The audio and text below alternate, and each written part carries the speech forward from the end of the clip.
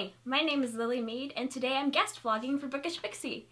Ava will be back next week, but today I'm here to talk to you about networking. Writing is often a really solitary job, but no matter whether you're pursuing self or traditional publication, networking is an useful, if at times overwhelming, skill to learn. Networking is a fancy business term for making connections. Developing relationships with people in your field is the easiest way to get ahead in a crowded market. The word networking itself can feel intimidating. It's easier to face and think about if you look at it simply as building friendships. Network is little more than socializing with people in your industry. Friends can promote and boost each other, as well as be a sympathetic and understanding ear when you're struggling. This is also a good way to find critique partners. Start by making friends on your level. If you don't have an agent yet, look up critique partner matchups or Twitter pitch contests like Pitch Wars and Author Mentor Match. If you are agented, reach out to other writers within your agency. And if you have a book deal, reach out to fellow authors releasing the same year. You want to start low and small. Quality over quantity is the goal here. You won't be able to juggle 15 new friendships at once, and if you're trying to befriend a famous bestseller when you aren't even agented, it's probably going to ring false. That doesn't mean you can't have friendships with people more influential than you. The key is to make sure that they are genuine connections.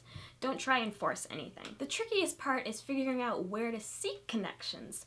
The cheapest and easiest place is online. Twitter is a great literary connector. It's increasingly political nowadays, but most things are. It's still a great place, if not the best place, for book and author connections, from anything to sharing sneak peeks of your work in progress to potentially life-changing pitch contests. Start small by following your friends, favorite authors, and some dream agents, and figure out your groove by observing others. The cool thing about Twitter is that it allows you to go at your own pace. If you have anxiety or if you just don't have a lot of time to dedicate to social media, you can still have quick but meaningful conversations with virtually anyone. A more expensive but just as effective way to meet fellow writers is by attending local author events or book signings, joining a local book club, or attending industry conferences. If you live in a larger city, it might be worth researching if there's a pre-established author group already set up that you can join. But if you live in a rural area or you just can't afford to go out that often,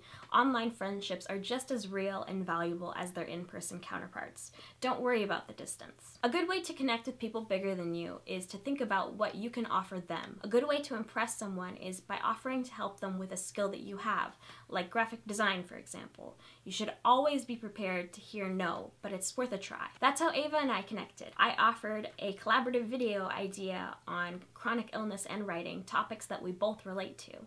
And that led to 2 very awesome videos and the start of an even more awesome friendship. That friendship is what has brought me here to speak to you today. Proof positive that networking works. What's your best tip for making writer friends? Let us know in the comments. Thanks again to Ava for letting me fill in this week. I make weekly videos about writing, inspiration, and books on my own channel if you'd like to check that out. Thank you so much.